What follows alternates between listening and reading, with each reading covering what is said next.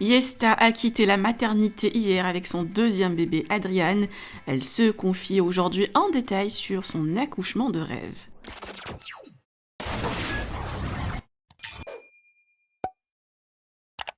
Benoît et Esther ont partagé vendredi dernier la naissance de leur deuxième enfant qui a eu lieu à Toulouse jeudi dernier. La petite famille a quitté hier la maternité et leur premier fils Julian a enfin rencontré son petit frère. Esther ayant été traumatisée de son premier accouchement car elle a été déclenchée et ses contractions étaient très douloureuses. Cette fois-ci, elle dit avoir eu un accouchement de rêve. La jeune maman se confie sur cette dernière expérience et livre ses conseils aux futures mamans. Je vous laisse avec sa longue story. Que pensez-vous? Partagez avec moi vos avis en commentaire et n'oubliez pas de liker la vidéo et de vous abonner à la chaîne. J'avais vraiment très peur d'être déclenchée. C'était ce que je voulais éviter au maximum parce que j'ai pas kiffé pour Julienne d'avoir été déclenchée, très honnêtement. Je trouve que ça perd vraiment de sa magie, ça perd le petit truc, quoi, la petite adrénaline, les petits papillons dans le ventre le jour où je crois que ça y est, quoi. Voilà, bon bref, c'était un peu mon rêve de vivre ça. Et donc, voilà, Adriane m'a offert ce rêve. Je n'y croyais vraiment pas pour vous dire. C'était une grosse surprise jusqu'au dernier moment. Je voulais pas y aller. Je disais, mais non.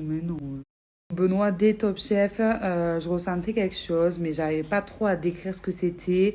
Ça faisait pas mal, c'était pas douloureux, mais c'était pas non plus hyper agréable. Mais voilà, je comprenais pas trop ce que je ressentais, puis c'était très léger, mais je ressentais quelque chose.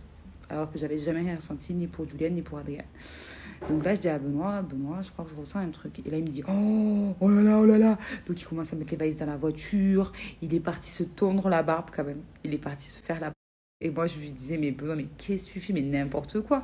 Il me disait, mais si, mais t'as jamais rien ressenti avant, là, c'est bon et tout. Et il était trop excité. Et donc, ça s'est intensifié un petit peu plus. Et j'ai dit à Benoît, écoute, si je le ressens encore 10 fois, on y va à la maternité. Parce qu'en fait, il fallait quand même appeler les parents de Benoît qui viennent à la maison pour Juliane. Juliane, il dormait. Je voulais pas faire déplacer le père de Benoît pour rien. C'était espacé de 20 minutes les contractions. Donc c'était des contractions mais tellement légères. Enfin voilà. Et pour moi, c'était pas des contractions de travail. C'était juste des contractions, quoi. Et des fois, elles étaient même espacées de 20 minutes. Donc je disais à Benoît, mais non, mais Benoît, c'est mort. Enfin, normalement, il faut vraiment attendre qu'elles soient espacées, que ce soit très court. Là, c'est trop éloigné, tout ça. Et au bout d'un moment, Benoît, il m'a dit, écoute, t'es quand même ouvert et demi. Donc dans tous les cas, c'est ton deuxième. Donc dans tous les cas, on va voir. J'ai dit, bon, ok. Donc on a appelé le père de Benoît, il est arrivé. Et on est parti à la maternité.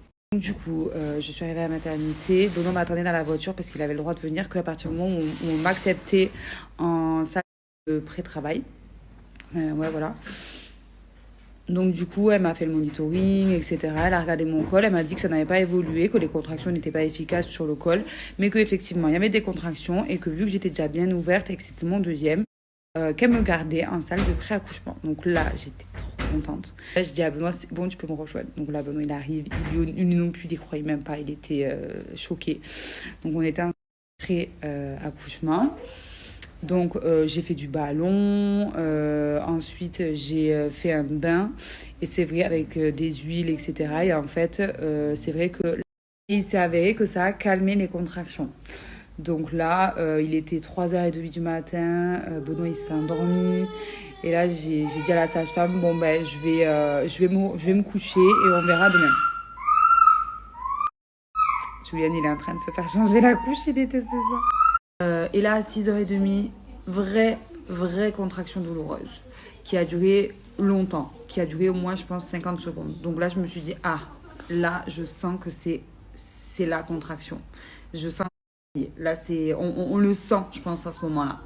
Donc là, j'appelle la sage-femme, elle regarde mon col et elle me dit, ah ben oui, vous êtes à 4. Elle me dit, on va pouvoir poser la péridurale. Donc là, moi, trop contente parce que je pensais même jusqu'au dernier moment que demain matin, ils allaient me renvoyer chez moi parce que les contractions s'étaient calmées. Et là, le fait qu'elles me disent on va mettre la péridurale, je me suis dit mais en fait c'est réel. En fait, je vais vraiment accoucher aujourd'hui et je vais pas me faire déclencher. Et je vous jure, que là, ben, waouh, j'étais trop heureuse. Donc, du coup, on va proposer la péridurale. Les contractions s'intensifiaient, se rapprochaient de plus en plus, mais c'était totalement agréable.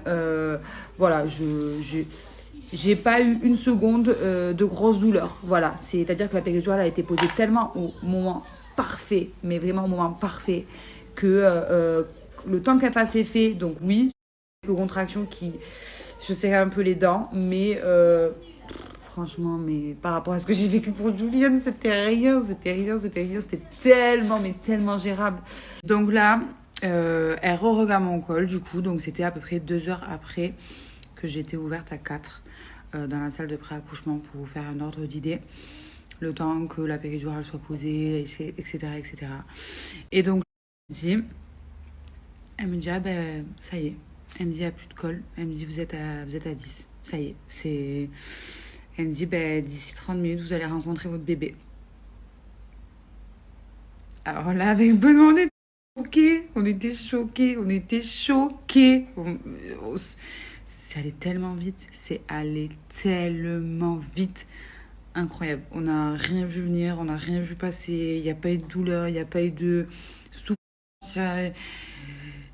Tout s'est fait naturellement. Et là, elle nous dit, ça y est, dans 30 minutes, vous voyez votre bébé, quoi. On a attendu un petit peu que la poche des os se perce toute seule pour que le bébé s'engage, s'il n'était pas encore engagé.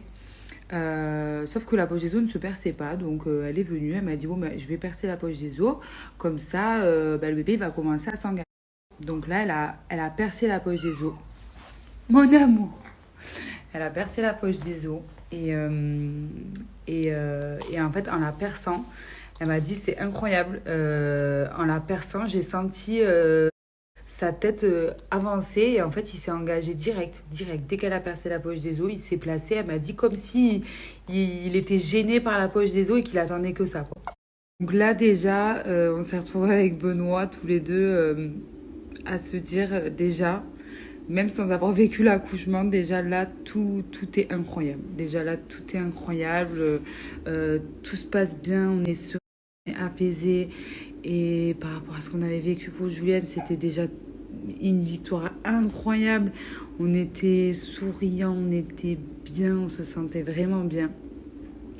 Et donc là, elle me dit on commence. Donc j'ai demandé à faire un accouchement sur le côté, qui est plus physiologique que le faire sur le dos. Donc j'ai été mise sur le côté.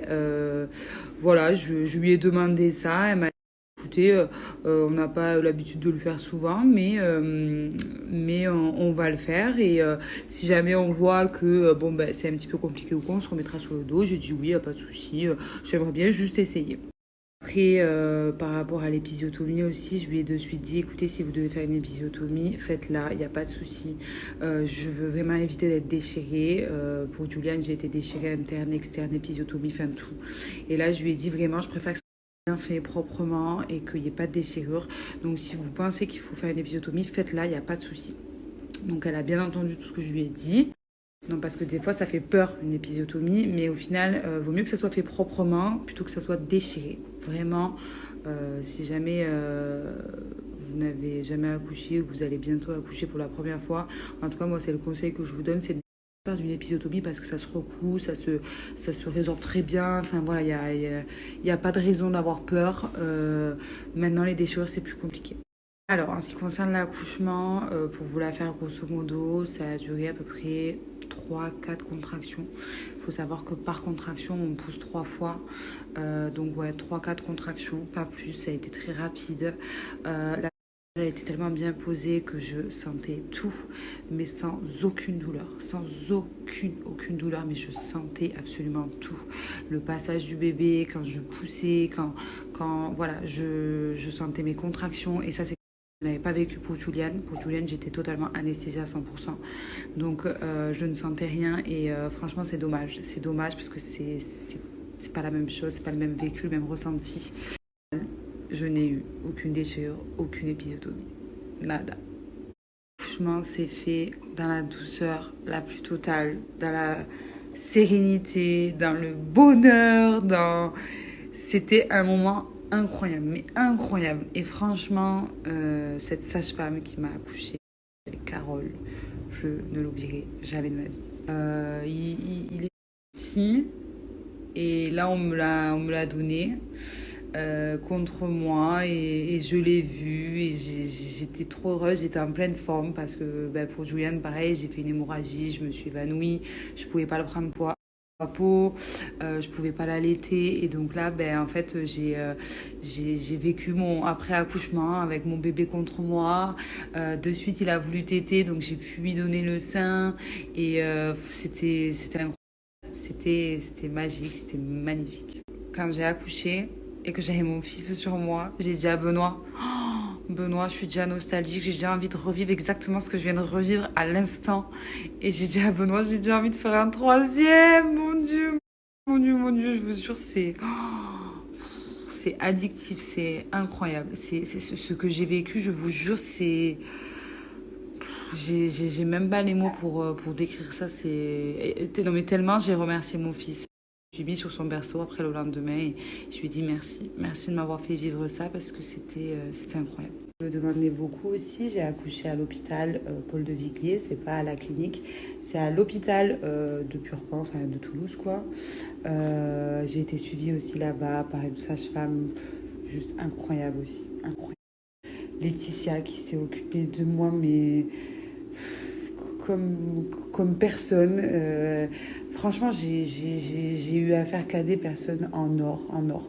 Des personnes dont je me rappellerai toute ma vie, qui sont gravées dans mon cœur maintenant. Franchement, je vous jure, hein, c'est le fait d'être bien entouré comme ça aussi, ça vaut tout l'or du monde.